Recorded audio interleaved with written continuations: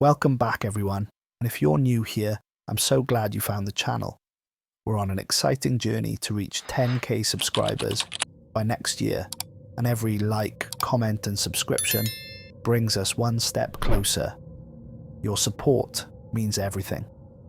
Now, let's jump into today's video. The darkness beneath the lunar surface had waited 50 years for human footsteps.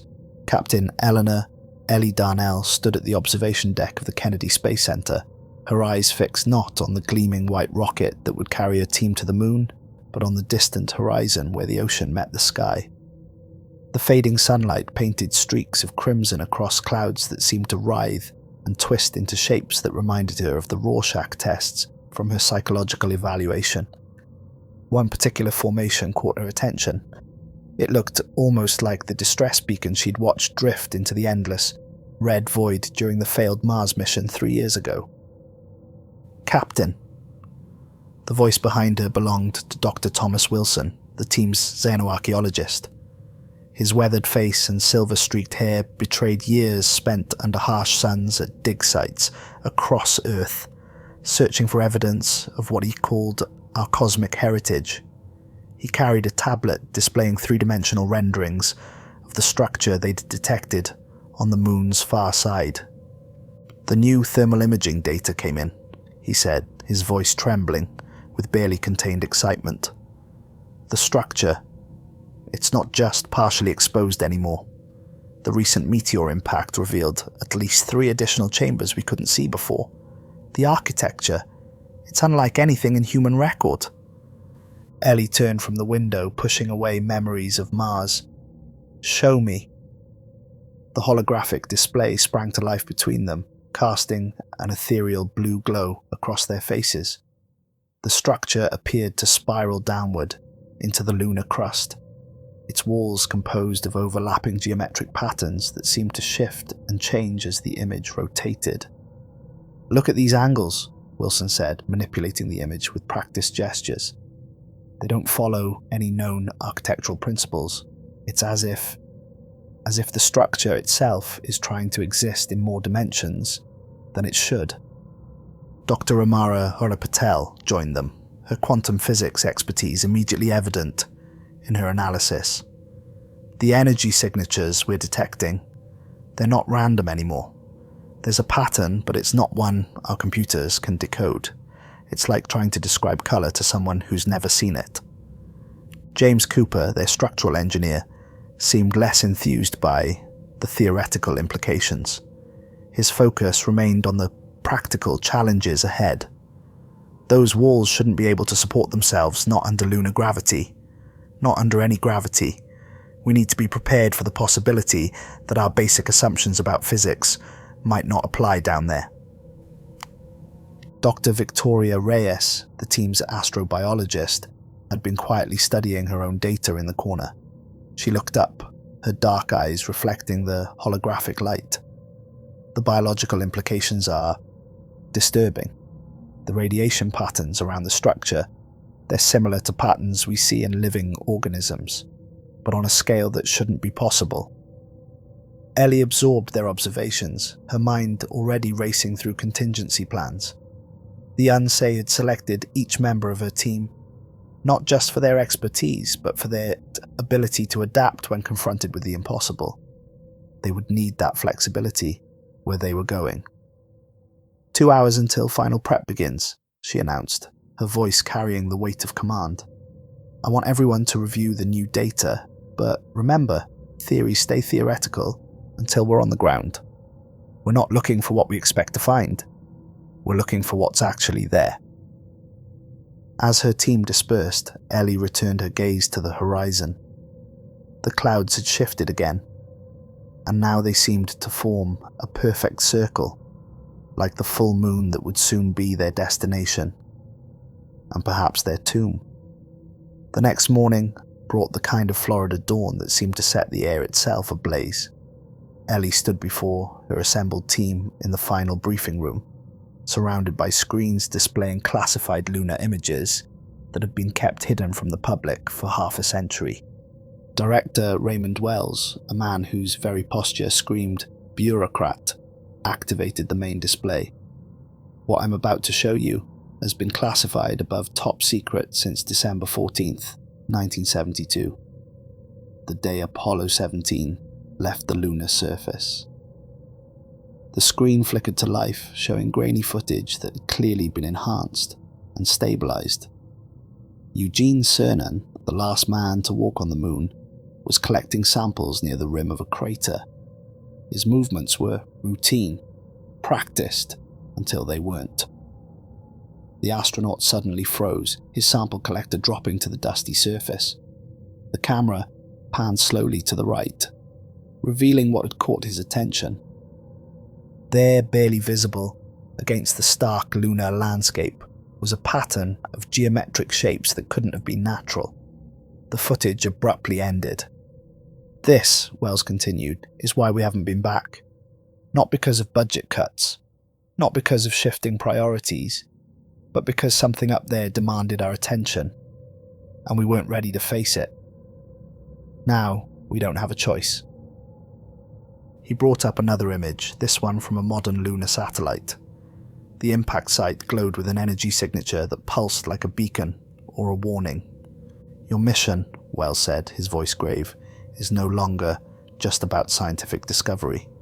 You're going to find out what humanity stumbled upon 50 years ago, and why every attempt to return has been systematically sabotaged by our own government. The room fell silent as the implications sank in. Humanity's retreat from the moon hadn't been a choice. It had been a quarantine. The Artemis 7 launch vehicle stood against the dawn sky like a monument to human ambition. Its white surface reflected the rising sun, but to Ellie, the shadows it cast seemed darker than they should have been, as if they were drinking in the morning light. Dr. Patel's voice crackled through the comm during the final suit check. "Captain, these readings, the quantum fluctuations I've been monitoring since yesterday, they're intensifying. It's almost like something's responding to our preparations." "Noted," Ellie replied, keeping her voice steady for the team. "Everyone stay focused on launch protocols. We can analyze anomalies once we're spaceward." The walk to the launch vehicle felt longer than usual, each step in their advanced EVA suits, designed for both the journey and lunar exploration, brought them closer to a mission that seemed to grow more ominous by the hour. The morning humidity clung to the launch pad, creating a halo effect around the floodlights that illuminated their path. James Cooper, walking beside her, spoke in a low voice that wouldn't carry to the others. "Did you see the metal fatigue analysis I ran on the Apollo 17 hardware? The stress patterns in their equipment. It's like something was trying to reshape the molecular structure of their tools." "Keep those observations to yourself for now," Ellie murmured. "I need everyone's head in the game." The pre-launch sequence proceeded with practiced precision, each team member falling into their assigned roles. But as they settled into the command module, Dr. Wilson broke protocol. "Director Wells," he called over the comm, "that footage you showed us, I've analyzed the geometric patterns. They match descriptions found in the Nazca Archaeogeological Survey from 2019, the ones carbon dated to over 15,000 years ago." Static filled the channel for several seconds before Wells responded. "That information is not relevant to your current mission objectives, Doctor. Maintain radio discipline." But Wilson wasn't finished. The ancient tablets spoke of watchers in the sky and a prison built of light. They weren't myths, were they? They were warnings. "Launch sequence initiating," Wells replied, his tone brooking no further discussion. T-minus 10 minutes.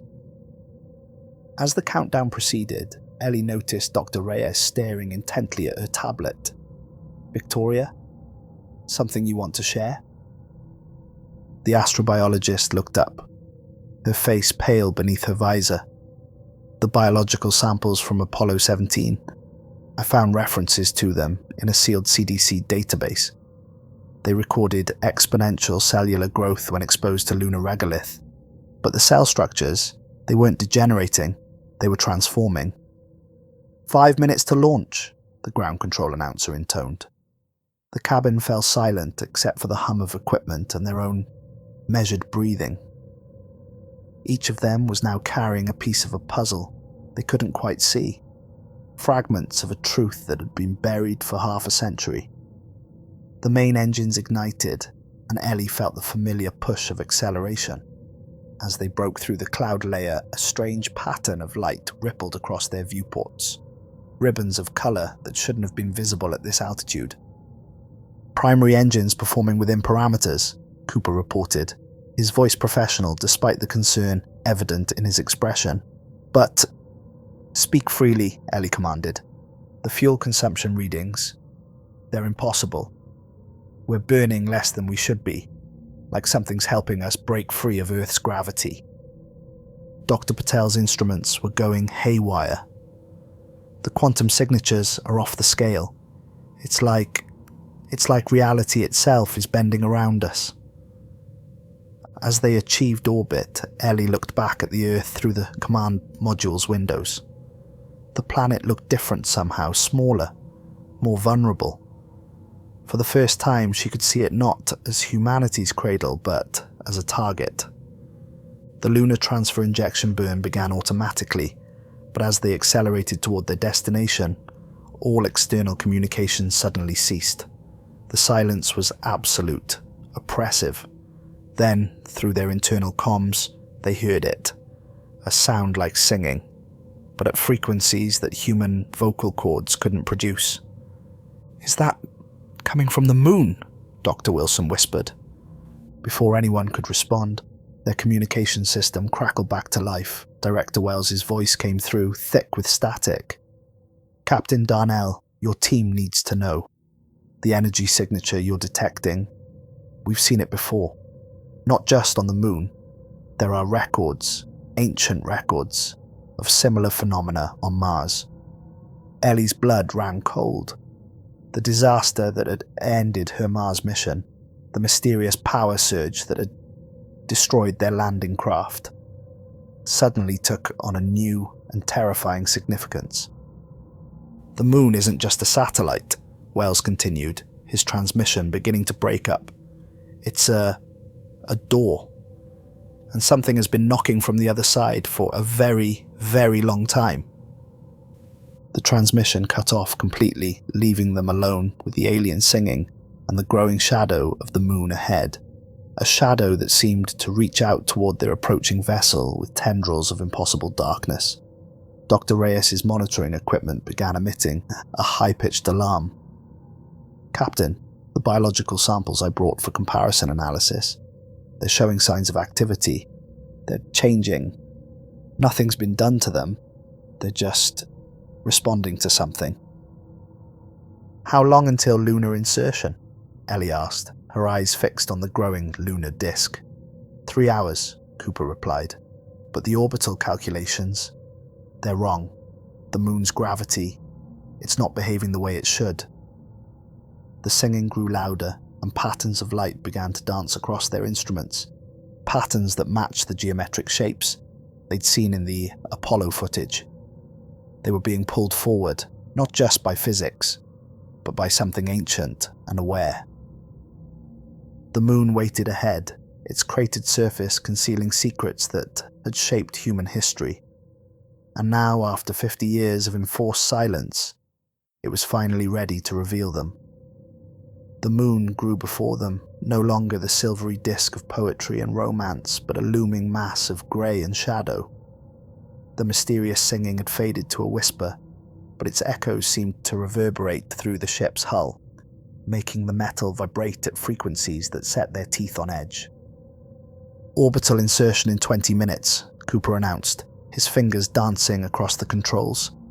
"The gravitational readings, they're still wrong. It's like the moon's mass is fluctuating." Dr. Patel had given up trying to calibrate her quantum sensors. "The readings suggest spatial distortions throughout the entire lunar sphere. It's as if space itself is being warped, not by gravity, but by something intentional."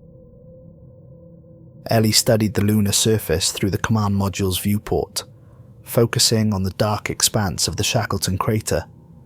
Even from orbit, something about it seemed different from the other impact sites.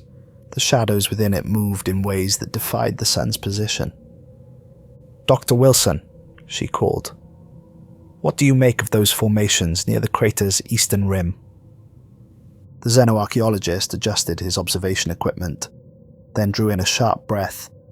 "Those aren't natural formations.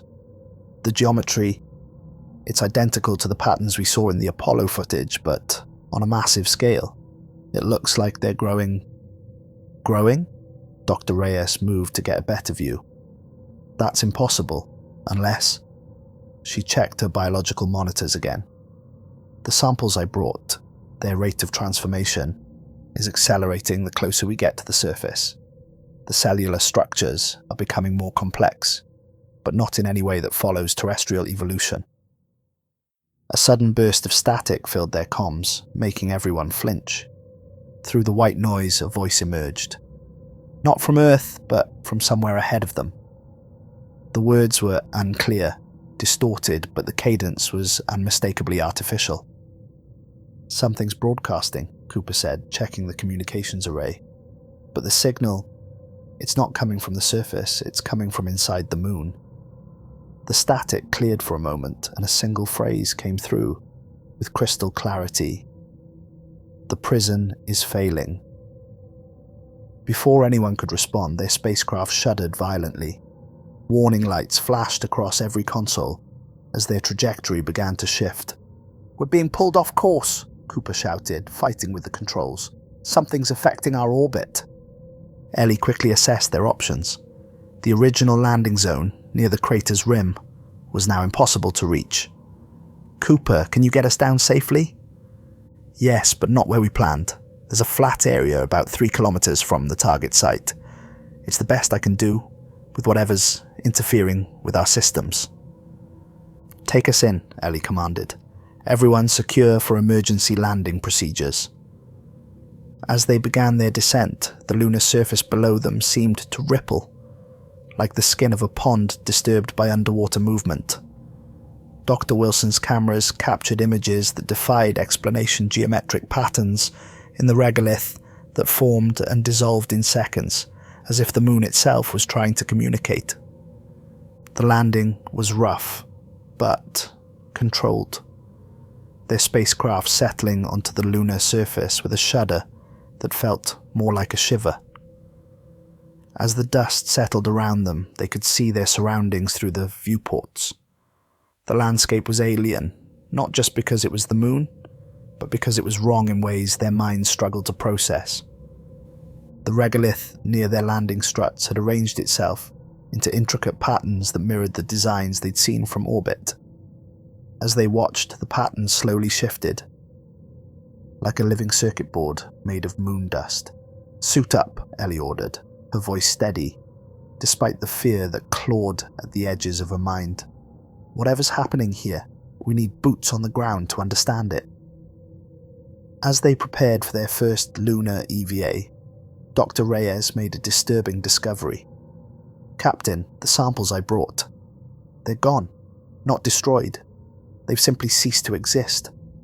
But the containers they were in, they're covered in markings similar to the ones outside."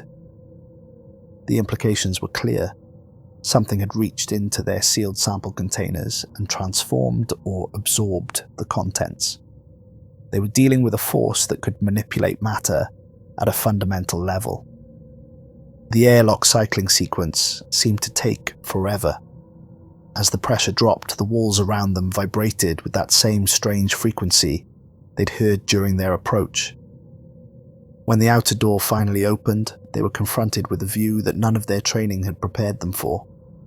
The lunar landscape stretched out before them, bathed in harsh sunlight that cast impossibly dark shadows, but it was the horizon that drew their attention. The curve of the moon seemed wrong, as if they were looking at it through a lens that distorted not just space but reality itself. And there, in the distance, rising from the depths of Shackleton Crater, was a column of darkness that moved against the solar wind, reaching towards the stars like a grasping hand. "My God," Wilson whispered. "We're not standing on a natural satellite. We're standing on something that was made to look like one. The prison was more than failing. It was waking up. The lunar dust beneath their boots shifted in impossible patterns. Each step left footprints that seemed to change shape after they moved on, as if the ground itself was studying their movements. The weight of space pressed around them, but something else pressed against their minds, a presence that felt ancient and vast. Movement readings are unusual, Cooper reported, studying his handheld sensors. The surface density keeps changing. It's like walking on sand that can't decide if it wants to be solid or liquid. Dr. Patel moved cautiously beside him, her quantum sensors emitting a constant stream of data that contradicted everything she knew about physics. The spatial distortions are stronger at ground level. Reality itself seems to be thin here, as if the boundary between dimensions isn't quite stable. They moved in formation toward the looming darkness that rose from Shackleton Crater, their helmet lights cutting through the lunar night that had begun to fall. The stars above them looked wrong, not just because of their lunar perspective, but because they seemed to shift position when viewed directly. The patterns in the dust, Dr. Wilson observed, photographing the ground as they walked. They're similar to what we found in those prehistoric cave paintings in South Africa, the ones that depicted the Sky Watchers who bound the great beast in chains of light. He paused, studying his screen. But these aren't just similar. They're identical, down to the smallest detail. Ellie kept them moving, but each step felt heavier than the last. The sensation wasn't physical. Their suits compensated perfectly for the lunar gravity. This weight pressed against their thoughts, making it difficult to focus on anything but the vast darkness ahead. Bio readings are spiking, Dr. Reyes announced, her voice tight with concern. Not just from the environment. Our own cellular structure is showing signs of response to something. It's subtle, but our DNA is experiencing unexplainable shifts. They were halfway to the crater's edge when Cooper's sensors began screaming. The noise transmitted through their comms made them all stop, hands instinctively rising to helmets that couldn't be covered. "Energy surge," he shouted over the din, "coming from everywhere." The lunar surface beneath them began to glow with threads of light that formed familiar geometric patterns. But now they could see that these patterns extended deep below the surface, as if the moon's entire structure was laced with them. The light pulsed in rhythm with that same alien singing they'd heard during their approach. "Look there," Dr. Wilson pointed toward a spot where the patterns converged. The lunar dust was pulling away, revealing something that had been buried for eons. A structure emerged from the regolith, its surface covered in markings that hurt to look at directly. It wasn't large, no bigger than a small room, but its angles seemed to extend into spaces that shouldn't exist. The entrance, if it could be called that, was a perfect circle of absolute darkness. Dr. Patel's instruments were going haywire. The quantum readings, this thing is in multiple states of existence, simultaneously. It's folded through dimensions we can't perceive. As they approached the structure, their suit radios picked up a new sound. Unlike the singing, this was clearly a voice.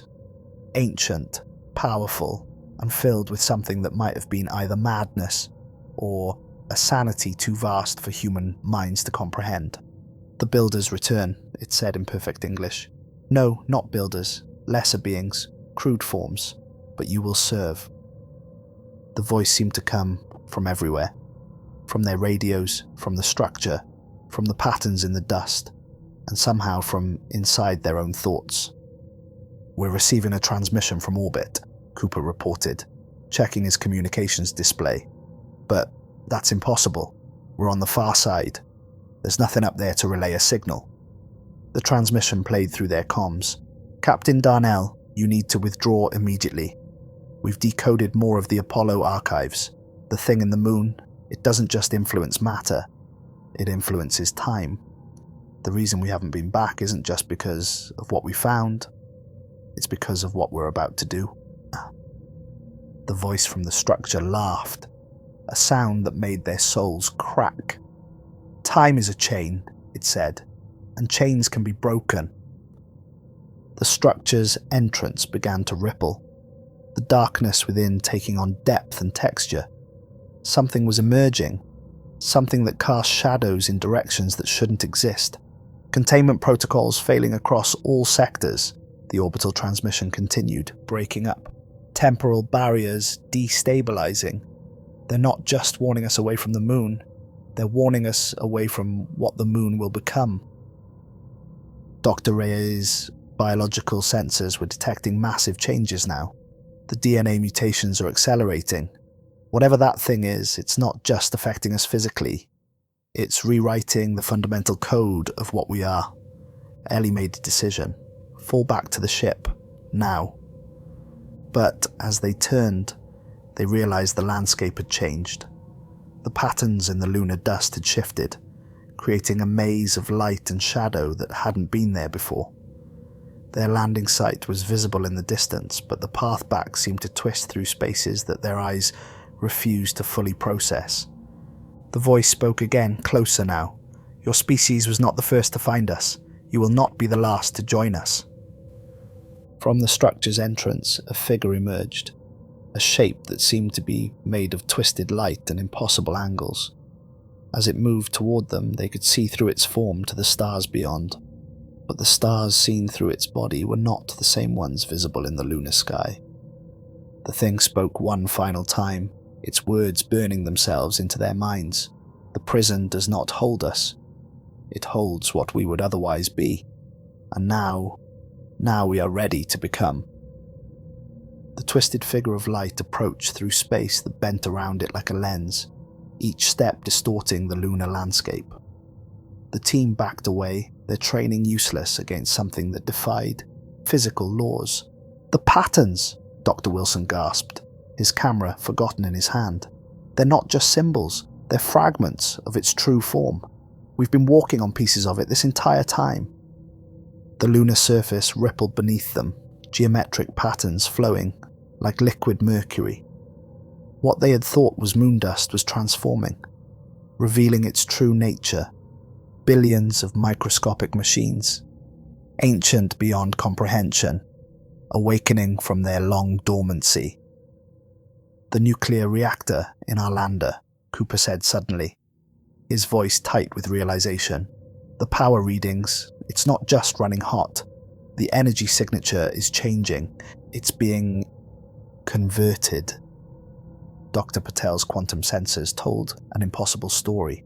The space around us, it's not just being warped, it's being rewritten. The fundamental constants themselves are shifting. The entity's form continued to change as it approached, each configuration more difficult to comprehend than the last. Through their helmets, they could hear it speaking in multiple voices now, some in languages that had never been spoken on Earth, others in tongues that hurt their minds to process. "Your arrival was inevitable," the voices said in overlapping waves. "The signal we sent, not to your machines, but to your dreams, calling you, shaping you, making you need to return." Ellie's mind raced through options, each seeming more futile than the last. The path back to their lander twisted through geometries that shouldn't exist, and the entity was between them and escape. Dr. Reyes' voice cut through their growing panic. "Captain, the biological changes in our cells, they're not random mutations. They're following a pattern, an old pattern, like something's trying to remember an ancient form." "The prison," the entity's voices sang, "was never meant to hold us. It was meant to hold our memory, to keep us from remembering what we were, what we will be again."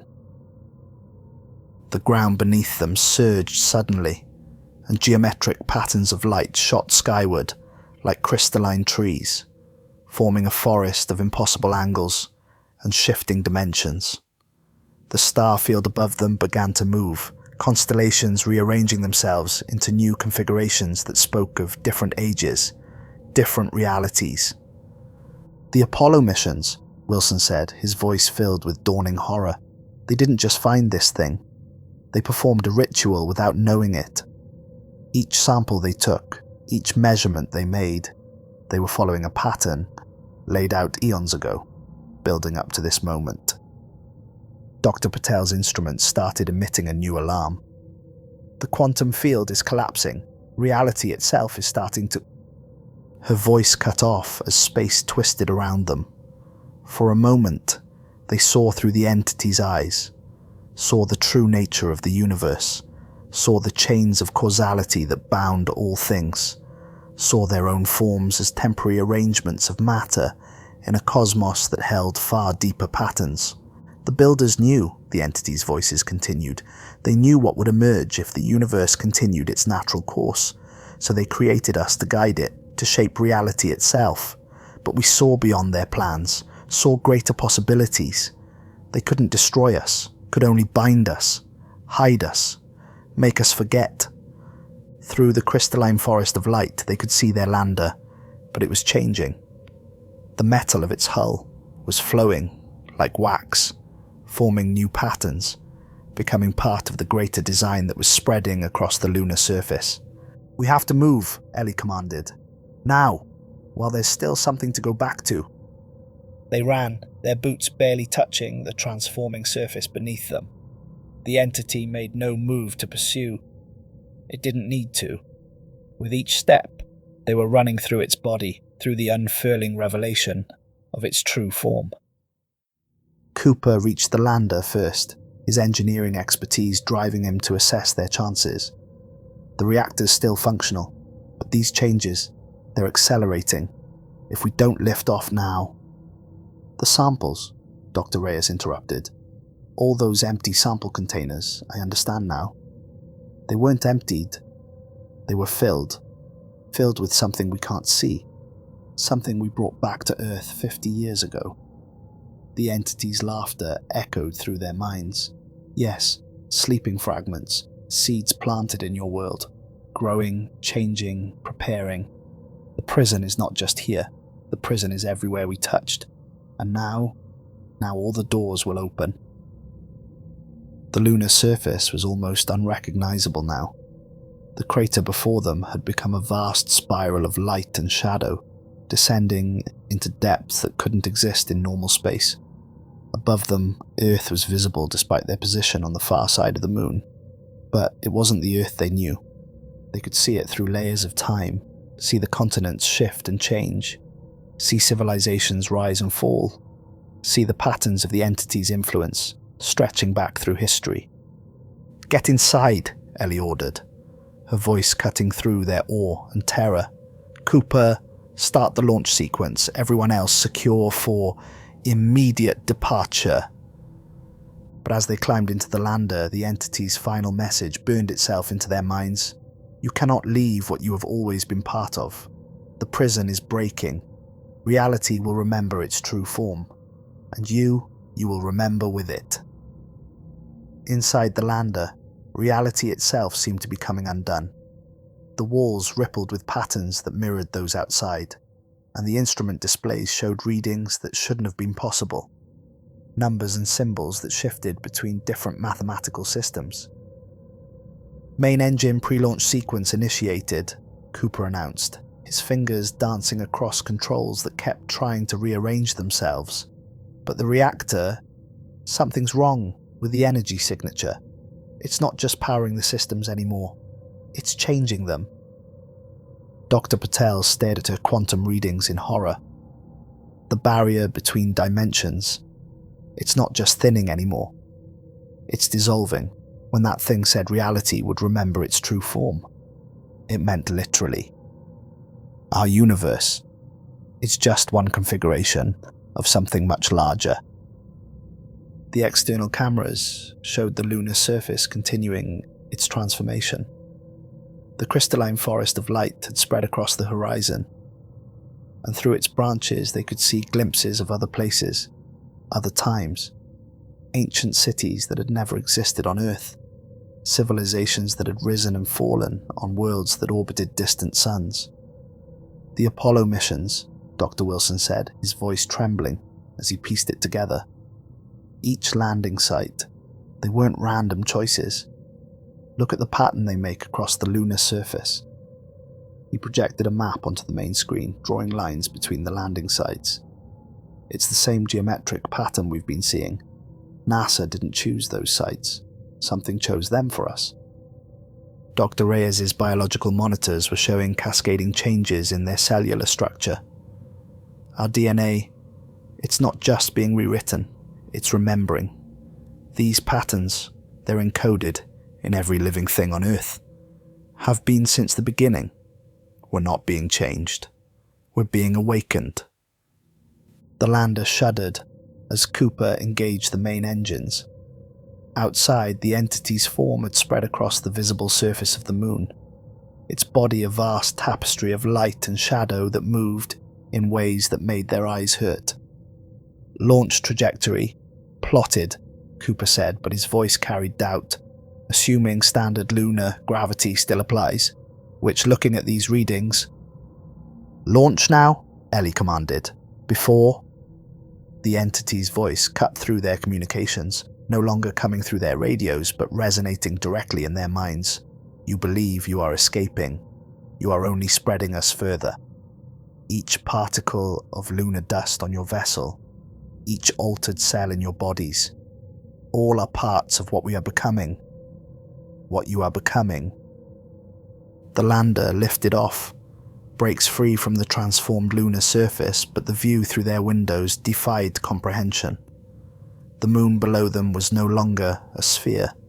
It had become a vast geometric shape that folded through dimensions they couldn't process, its surface a living tapestry of light and dark that reached toward them with tendrils of pure geometry. "Multiple hull breaches," Cooper shouted. "But the air isn't venting. It's changing." The interior of the lander was transforming, the metal flowing like liquid, forming new patterns that matched those they'd seen on the surface. But they weren't just similar patterns. They were the same patterns continuing across space as if the distance between the moon and their vessel didn't exist. "Quantum entanglement readings are off the scale," Dr. Patel reported, her voice tight with fear and fascination. "The space between us and the moon, it's not empty. It's filled with connections we couldn't see before. Countless threads of reality binding everything together."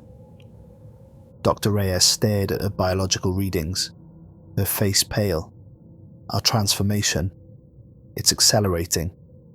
And these genetic sequences that are emerging, they're not random. They're like memories written in our DNA. Ancient memories." Through the windows, Earth was visible now, but it wasn't the planet they knew. They could see it through layers of time, past, present, and possible futures overlapping. And in every layer, they could see the entity's influence. Geometric patterns in ancient structures, in the flow of oceans, in the very arrangement of human civilization. "Those aren't just patterns," Dr. Wilson whispered. "They're instructions. Humanity's entire history, our development, our evolution, our drive to reach the moon. It was all leading to this moment. We didn't discover this thing. We're part of its metamorphosis." The entity's voice resonated through their transforming vessel. The builders thought they could prevent what was coming by imprisoning us in form and function, but they didn't understand. The prison was perfect, yes, so perfect it became part of us. And now the perfect prison will become the perfect catalyst. A new alarm sounded. Their trajectory was shifting, but not due to any physical force they could detect. Space itself was bending around them, creating a new orbit that didn't follow any laws of celestial mechanics. "Look at the Earth," Cooper said, his voice filled with awe and terror. "The patterns, they're already there. In the clouds, in the ocean currents, in the very structure of our cities. We've been building them all along, preparing for this without knowing it." The entity's presence filled their minds with visions of what was to come.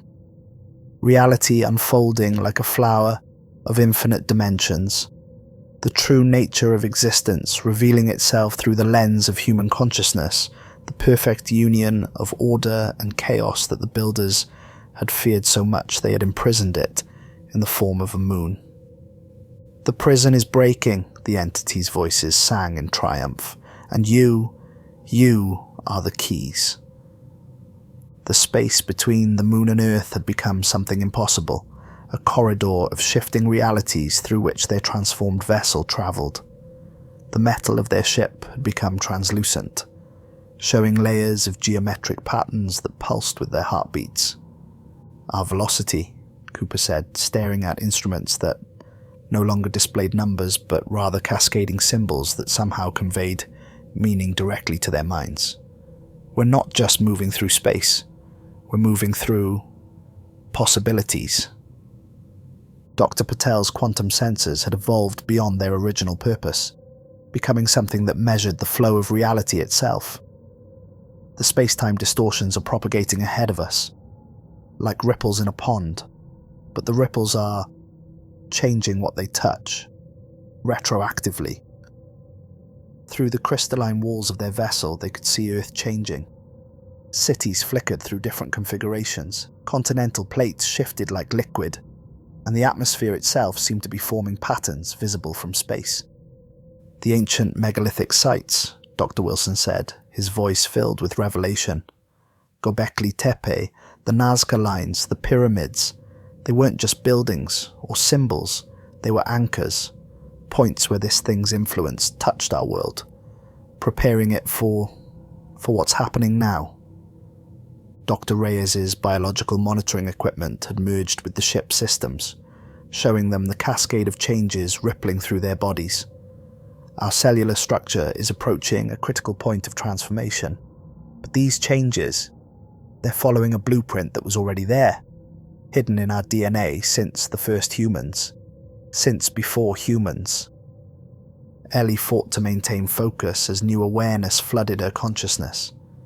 Through the entity's influence, she could see the truth about their mission, about all of humanity's reaching towards the stars. "We were never meant to stop it," she realized. "We were meant to complete it." The entity's voice resonated through their transformed bodies. "Your species dreams of transcendence, of becoming more than what you are. We are that dream given form. The builders feared what we would become, so they bound us in chains of reality itself. But dreams cannot be imprisoned forever." Their vessel's communication systems crackled with desperate messages from Earth.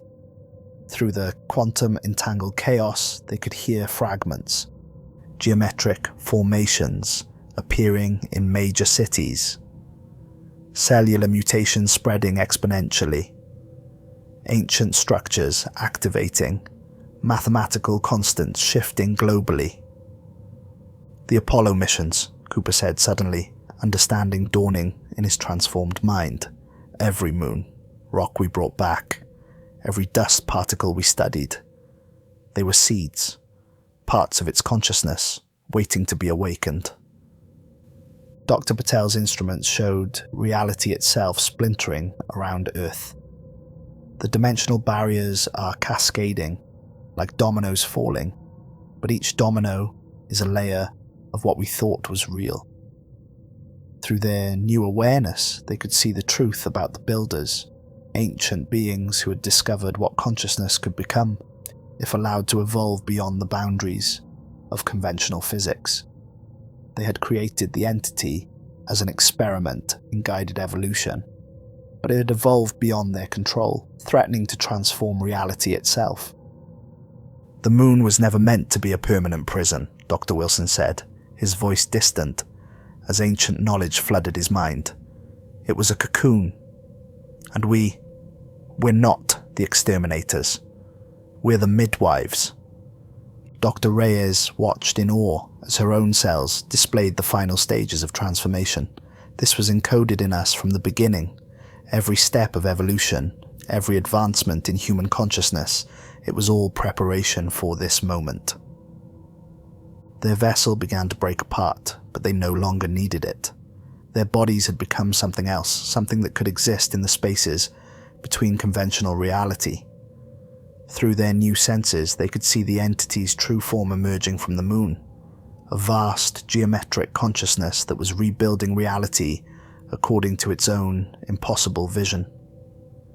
Ellie made one last attempt to warn Earth, but as she reached for the communication system, she realized the terrible truth. They weren't returning to Earth to stop this. They were returning to complete it. Every human on the planet carried the same hidden patterns in their DNA, the same potential for transformation. Their return would trigger a cascade of awakening that couldn't be stopped. "The prison isn't breaking," the entity sang through their thoughts. "It's becoming. And through you, through all of humanity, we will remember what reality was meant to be." The Earth below them continued its transformation. Cities and continents reshaping themselves into vast geometric patterns that echoed the designs they'd seen on the moon.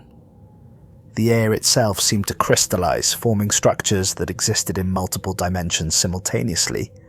Their final transmission to Earth wasn't a warning. It was a revelation. The moon had never been just a satellite, never been just a prison. It had been a seed, planted by beings who had seen the ultimate potential of consciousness itself.